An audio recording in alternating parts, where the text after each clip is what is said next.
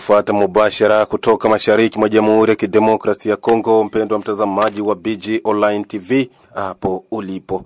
Na kusamini sana kwa uwepo wako kwenye channel yetu, aswa pale unapoona notification kwenye channel yetu na ukiwa unaitembelea ili kuweza kujua kile ambacho kimejiri. Mtazamaji na msikilizaji, na kukaribisha kwa muda huu kufuata habari zetu kwa siku ya leo. Miongoni mwa habari ambazo tumekuandalia siku ya leo ni pamoja na zile zisemazo kwamba amefariki dunia kwenye hospitali ya kijeshi ya Kanchachi mnamo siku ya 3 ya wiki tunayo Jemedari Sikatende Shabani. Hivyo ni baada ya kuzuiliwa kwake kwenye jela ya kijeshi ya Ndolo pa Kinshasa tangu mwezi Oktoba 2024.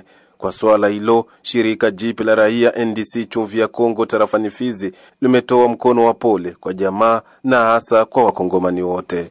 Tutakuwa pia na habari za huko Baraka zisemazo kuwa hali ya utulivu imerejea siku ya 3 ya wiki tunayo ya tarehe 4 baada ya milio ya risasi kusikika jioni ya siku ya pili mjini Baraka. Kwa jambo hilo, kamanda wa vikosi vya wazalendo vya kundi la SNPCC mjini Baraka, Amani Msebengi Amibe, ameomba kwa raia wote kuondoa mashaka na kuendelea na shughuli zao kama kawaida. Tutakuwa pia na habari za huko Uvira ambako kutoa malalamiko kwa serikali kuu ya Kinshasa kulipa waume wao mishahara yao ya miezi zaidi ya 3 ndio ilikuwa lengo kuu ya baadhi ya wake wa askari jeshi wa taifa FARDC kufunga barabara kwa muda wa siku 2 mfululizo katika mji wa Uvira. Ushirika la raia kusini mwa jimbo la Kivu ya Kusini lasema kuingilia kati juu ya swala hilo. Mpendwa mtazamaji na msikilizaji wa BG Online TV, na kukaribisha kuambatana nami mwanzo hadi tamati. Naam, wacha sasa tuanze habari zetu kwa siku ya leo. Tuanze na huko Mukera. Hali ya usalama iliweza kuzorota jioni ya Ijumaa 4 ya tarehe 3 Juni 2025 katika kijiji cha Mukera, sekta ya Mutambala, tarafani Fizi.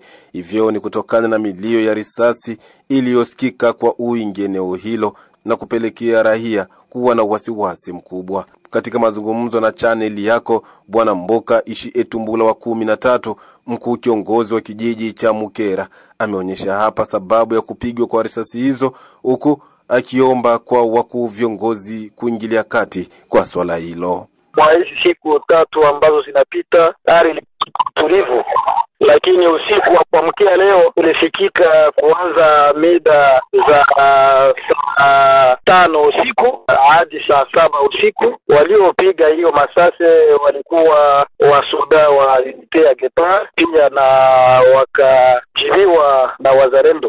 Hii mchana masase pia sikilika, waliopiga masase ni wazalendo ambao waliokuwa wakipanda milimani kufo ndio waliopiga ile masasi. Ile ndio hali ya Mukera, na kwa sasa kijiji iko na utulivu.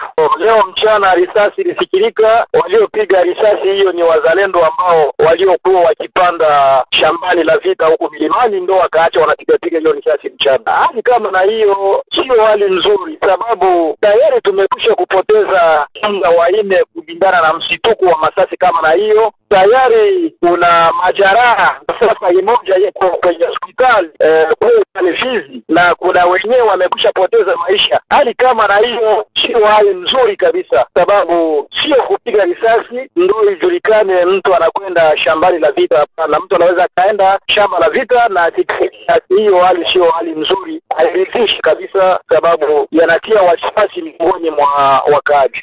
Ilikuwa ulevi, walikuwa nganda yenye kuitwa Oseade.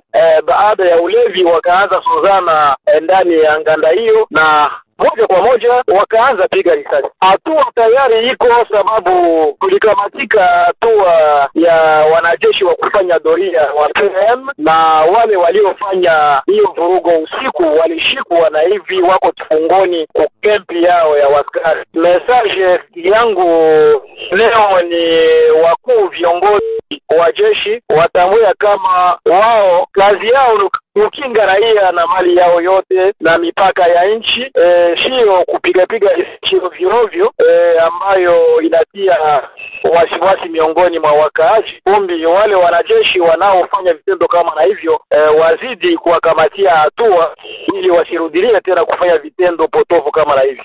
Na kama nilivyokujuza ya kwamba hauko Baraka hali ya utulivu yarejea siku ya 3 ya wiki tunayo ya tarehe 4 Juni 2025 baada ya milio ya risasi iliyosikika jioni ya siku ya pili mjini Baraka.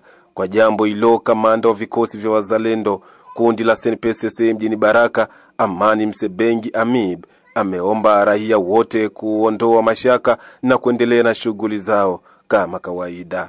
Akizungumza na chaneli yako juu ya hali ya usalama kutokana na milio ya risasi iliyosikika kwa wingi mjini Baraka, mwakilishi huyo wa vikosi vya kamanda Amuri William Yakutumba, kamanda Amibe Msebengi, ametoa picha halisi ya hali ilivyokuwa. Milio ya risasi ilitokana, tulikuwa penda kudesarme bwana Dragila ambaye anajiunga na bwana nani Joseph Kabila, na kwa kutukana jina ya kiongozi na kutukana jina ya serikali ndo wakaanza kufyatua risasi. Alafu jeshi la wazalendo nao pia kwa kuneutralize force wakafyatua risasi, tukadesarme bwana Dragila. Hiyo ni madaraka alijivika yeye mwenyewe. Kwa wazalendo sisi hatumtambue kabisa. Kwa wazalendo tumtambue kama yeye ndio anamiliki maji, hapana. Hiyo ni madaraka alijivika mwenyewe. Ndio tulifaulu kumubeba silaha moja ya kabambi ya PKM. Tulifaulu kubeba silaha 3 ya nani ya AK, na jeshi yake kenda ndio niko nayo hapa nani hapa Kuyepi. Yeye aliponyoka, lakini kwa sasa kwa sababu tuko yatumika pamoja na government, serikali FARDC ilitusaidia, amekisha asikwa kwa muda huu iko mule mkasho ya FARDC. Mimi najua tangu tufike hapa milio ya risasi ilikwisha nyamaza kabisa, na kama ilitukia vile unaona simba mbili zikakutana mpaka mayani Lungule. Tunaweza penda kuambia raia kama donki kwa stand by na kila mtu aingie mu activity ya kwake, hakuna tatizo na hata sikia tena rimurio juu tuisha neutralize force ya wanadragila. Aiza kuhusu vitendo vya watu kuibiwa na pia wale wanaojifanya kuwa ni wazalendo bandia ndani ya mji wa Baraka, kamanda Amani Msebengi Amib amejibu mara tena. Ndiyo, kama mumeona tumefanya PM muvile ya Baraka kwa sababu ya kumalizisha hiyo yote vitengo ya wizi. Juu matrupe ukasikia ni mzalendo, lakini unaenda kumkuta na vala tu kepi ya yulu, ajulikane ni nani, ajulikane trupe zake. Alors njoo ile tuko na beba jeshi nafanya patrouiller hivi, tuko na mpangilio ya kuonyesha raia na kuonyesha wanajeshi na kuonyesha nani polisi kama ikifika muda tutapanga, ikifika muda fulani vraiment wanatuachia kwanza sisi tufanye security mugini kwa kukamata wale wote waharifu wenyewe kwa haribu jina ya wazalendo na jina ya serikali ya Kongo. Ni kipi ambacho mtakitumia kwa kuweza kujua kweli kweli huyu ni mzalendo na si mzalendo? Kwa kuwa ukiangalia makundi ni mengi. Kama vile kundi la SNPCC, kundi la SPDC, naona wengi wako na makarti. Kila kundi inapaswa tuonyeshe modalite ya karte ya kwao, na tunauliza wewe ni mzalendo gani. Kama vile mimi kiongozi wa wazalendo hapa nasimamia wazalendo wote, kila mmoja atatua na trupe zake, anatuonyesha niko na watoto wota na makarte za service zao, tunaziona, tunaregistre zile. Sababu sisi tulifanya hapa PM. Hiyo PM tunabeba kila trupe wanavala dorsal ya PM, akishaiva wanatumika pamoja. Lakini tunaona wakati Radio Ngyoku kama njoo Radio Ngyoku inagabula vitu misaada toka nafasi mbalimbali, tunaenda kukuta ma trupe zinakuwa mingi, lakini ambao wanaofanya doria ni trupe kidogo, azeze enea 7. Nitapenda kuambia raia kama inyamaze, na yoyote nyata atapata tatizo anaweza kukuya kwa mtandao wa simu, anabeba nani yetu anatuongelesha, anawahi tunafanya intervention, tutawatosha namba za simu, afu wanawahi kutupigia, tunafika pale. Namba ni 082 24 36 471. Huko Uvira ni kwamba kutoa malalamiko kwa serikali kuu ya Kinshasa kulipa waume wao mishahara yao ya miezi zaidi ya 3 ndiyo ilikuwa lengo kuu ya baadhi ya wake wa askari jeshi wa taifa FRDC kufunga barabara kwa muda wa siku 2 mfululizo katika mji wa Uvira. Shirika jipe la raia kusini mwa jimbo la Kivu ya Kusini nasema kuingilia kati juu ya swala hilo. Kwake Mafikiri Mashimango, mratibu wa muundo huo pa Uvira, ameonyesha kuwa askari jeshi wa taifa FRDC pamoja na polisi wanafanya kazi kubwa juu ya nchi na sio vema mishahara yao kuwa nachelewa. Ilifaa kuonesha kwamba wanawake wa FRDC walifunga barabara jana na leo tena asubuhi aux environs ya 9h balifunga barabara na avec seulement comme objectif réclamation ya salaire ya wasoda yenye pako wasoda wanaonesha kwamba wako na 6 mois, 5 mois, 3 mois walipiwi. Nous notre niveau comme nouvelle civile, na ni kuambia tu raia yote ya Sud Kivu kwamba tumeongea na wakubwa na wameturasire kwamba watajiimpliquer le plus vite possible pour quand même solution ipatikane. Mais il faut kusinyaler kwamba kusipopata majibu ya haraka kwa mareklamation mingi, kumalamiko mingi ya wasoda, ni kuchangia usiku insecurity mbaya, kwa sababu unakutana kwamba wakati mtu iko na maisha mabaya inakuwa chanjo mbaya ya mubaya kubeba mtu kisi wanapenda. Ni kuonesha kwamba, ni kusema kwamba mambo tumesikilizana na wakubwa ambapo tuliongea nao, wameonyesha kwamba ile volonté ya kuangalia kuchangia pour quand même wa étudier de manière approfondie kufatana na shida yenye wasoda fulani wanapitia ndani. Mais il faut quand même kusinyaler kwamba matatizo yako mingi. Mimi hapa jana na juzi tuliongea kwamba pako meme hata wa policier wenye wanalamika wamo wapati pesa zao. Mais il faut kusinyaler kwamba depuis jana juzi yake wa polisi walianza pokea pesa zao, wamo wangipokea miezi 3 miezi 4, lakini pesa ilikuwa ni miezi 2. Mekiajabu pako watu wamekuliwa tena pesa 45,000 francs par rapport na salaire yao, ambapo franga tu wanajua wangikuliwa ni 8,000 francs congolais kwa juu ya mutuelle de santé. Il faut kuonesha kwamba tumeita wakubwa na walituambia kwamba watakamata muda kuongea na wapolisi porque wajue nini wanaweza fanya porque ile mambo isirudi zaidi. Mtazamaji na msikilizaji, wacha sasa tukamilishe habari zetu hizi na habari za majonzi.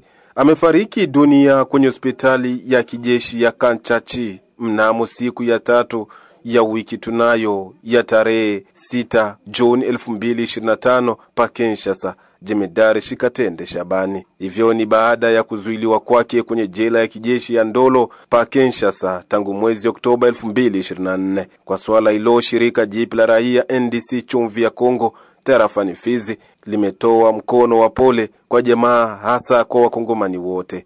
Mengi zaidi na mwenzetu Safari Dilwe Alimasi na ripoti kamili kwa habari hizi. Ni huzuni, vilio, simanzi na majonzi makubwa kwa wakongomani wote, hasara ya tarafa la Fizi kwa kumpoteza shujaa mkubwa nchini, Jemedari Shikatenda Shabani. Afisa huyu mkuu wa kijeshi ambaye tayari alikuwa amestaafu alikuwa kizuiliwa kwenye jela kuu la kijeshi la Ndolo mjini Kinshasa tangu mwezi wa 10 mwaka 2024. Sababu za kuzuiliwa kwake zilikuwa bado kuwekwa hadharani. Ni siku ya 3 ya tariki 4 Juni 2025 ndipo Jemedari Shabani Shikatenda amefariki dunia kwenye hospitali ya kijeshi ya Kanchachi ndani ya manispa ya Ngaliema. Kwa mujibu wa shirika wake wa karibu, Shikatenda alianza kugonjwa muda mchache baada ya kuwekwa nguvuni na sheria ya kijeshi nchini. Ni wiki 2 kabla ya kifo chake ndipo aliruhusiwa kupata matibabu katika hospitali moja ya mji mkuu wa Jamhuri ya Kidemokrasia ya Kongo huko Kinshasa. Akiwa mmoja kati ya watu mashuhuri kijeshi na hata kisiasa nchini, jemedari huyo alisadikika kujihusisha katika masuala mengi muhimu ya kijeshi. Mzaliwa wa Fizi, jimboni Kivu Kusini, Shikatenda alipigana vita akishirikiana na hayati Rais Laurent Desire Kabila kwenye kambi ya hewa bora Wimbi na hata Tanzania mnamo miaka 1960. Na hivyo ilikuwa ni kwa lengo la kupinga utawala wa Rais Mobutu, na ambapo baadaye alijiunga rasmi na jeshi la taifa la Kongo. Habari hii ya huzuni imepokelewa pia kwa masikitiko makubwa nalo shirika jipya la raia NDC Chumvi ya Kongo tawi la tarafa Fizi kupitia mwenyekiti wake Bwana Malilo Makoma Bone, ambaye ametambua ushujaa wa jemedari huyo hasa kwa kutetea nchi na tarafa lake. Huyu amesikitishwa pia kuona afisa huyo mkuu wa kijeshi amefariki wakati ambapo bado alikuwa na mchango mkubwa kwa ajili ya utafutaji wa suluhisho kwa hali ya usalama mdogo inayokumba nchi ya DRC hasa eneo la mashariki. Ni masikitiko makubwa sana ndugu mtangazaji, kusikia kifo cha Luteni Generali Shikatenda, mpambanaji mkuu ambaye alipata sifa nyingi tu katika upambanaji wake, kufia kwenye gereza, wakati kama sisi mashirika ya kiraia tuliwahi kuandika mengi au kuambia serikali wamwachie huru, na watu wengine walilalamika sana kusema kwamba hali yake ya mwili hairuhusu tena kukaa kwenye gereza kama nalini, lakini serikali ilichukulia maneno hayo kama vile hayana thamani. Lakini leo sasa yanaumiza sana moyoni kuona nchi ya Kongo iko kwenye hatari. Leo nchi ya Kongo inaandamanwa sana. Rwanda inaisonga kupitia M23 na wengine waasi tofauti. Sasa kuona mtu aje apotee hivi, mpambanaji mkuu, inasikitisha sana, inauma sana kabisa.